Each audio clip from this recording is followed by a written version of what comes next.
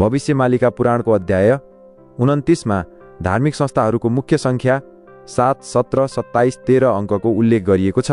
धर्म स्थापनामा 7, 17, 27, 13 र मङ्गलबार, शनिबार, बिहीबार अङ्कको के महत्त्व छ? लेखक पण्डित काशीनाथ मिश्रजीले लेखेका छन्, मैले उडिसाबाट पञ्चसखाका पवित्र ग्रन्थहरू सङ्कलन गरेको छु र तिनीहरूको सार र विस्तृत सारलाई पवित्र भावनाका साथ विचार गरी मानव कल्याणको लागि र मानव जातिलाई बुझाउनको लागि मैले ती सारहरू आफ्नै भाषामा रचना गरेको छु। मलाई विश्वास छ यो सृष्टि मानव सभ्यताको लागि धेरै लाभदायक हुनेछ।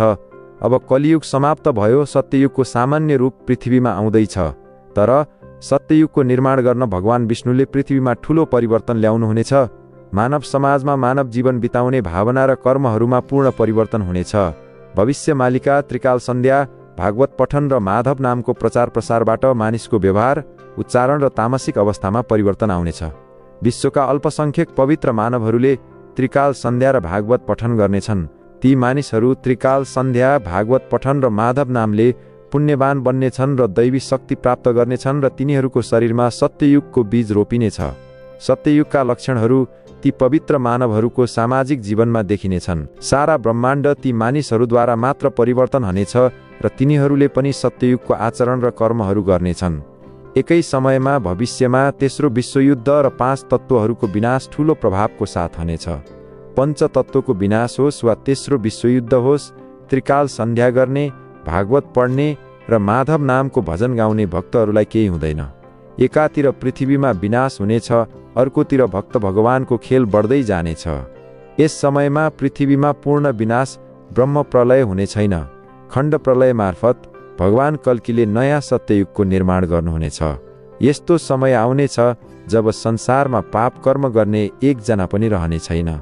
त्रिकाल सन्ध्या गर्ने, भागवत पढ्ने र माधव नामको भजन गाउनेहरूले सत्ययुग पार गर्नेछन् र बाँकी समयमा भगवान कल्कीको सङ्गतको लाभ पनि पाउनेछन्। आगामी दिनमा पृथ्वीको आंशिक प्रलयलाई जलप्रलय, अग्निप्रलय, वायु प्रलय, तुफान, आँधी, भूप्रलय, भूकम्प, अन्तरिक्ष प्रलय, उल्का पहिरो, तेस्रो विश्वयुद्ध र रोगको महामारी 7, 17, 27 र 13 तारिख र मङ्गलबार, बिहीबार र शनिबारको मितिलाई ध्यानमा राखेर आयोजना गरिनेछ। भविष्यमालिका पुराणको अध्याय 29 मा धार्मिक संस्थाहरूको मुख्य संख्या 7, 17, 27, 13 अङ्कको उल्लेख गरिएको छ। यो बारेमा के छ तपाईहरूको राय कमेन्ट गरेर जरुर बताउनुहोला र यो भिडियो धेरैभन्दा धेरै सेयर गर्नुहोला। जय श्री माधव। जलप्रलय, महामारी र भूकम्प, अग्निप्रलय, विश्वयुद्ध 3 र महाविनाश यो त एक दिन हुनु नै छ। तर सबैबाट तपाईँ कसरी बस्न सक्नुहुन्छ? सबैभन्दा पहिले मांसाहारी भोजन खान छोडिदिनुहोस्। अन्डा पनि खानु हुँदैन र कुनै पनि प्रकारको नशा नगर्नुहोस् र गलत काम नगर्नुहोस् र सत्य, प्रेम, दया, क्षमा र शान्तिको आचरण गर्नुहोस् र 3वटा कुरा गर्नुहोस्। त्यसमध्ये सबैभन्दा पहिलो हो त्रिकाल सन्ध्या अर्थात् त्रिसन्ध्या।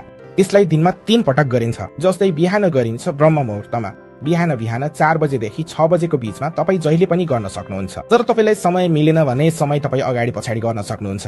आधा घण्टा 1 घण्टा पछाडि गर्न सक्नुहुन्छ। दिउँसो 11:30 बजेदेखि दिनको 1 बजेसम्म गर्न सक्नुहुन्छ। त्यसको बीचमा साँझ 5 बजेदेखि 6:30 बजेसम्म गर्न सक्नुहुन्छ।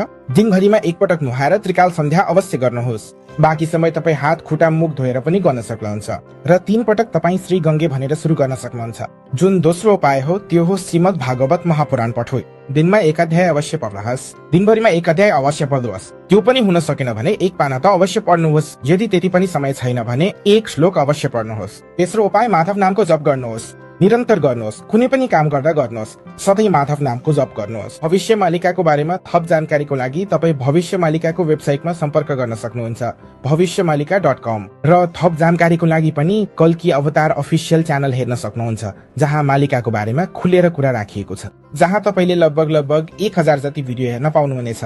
र पनि तपाईँलाई थप जानकारी जान्न छ त्रिसन्ध्याको बारेमा वा कुनै प्रश्न छ भने तल दिएको नम्बरहरूमा तपाईँ सम्पर्क गर्न सक्नुहुन्छ।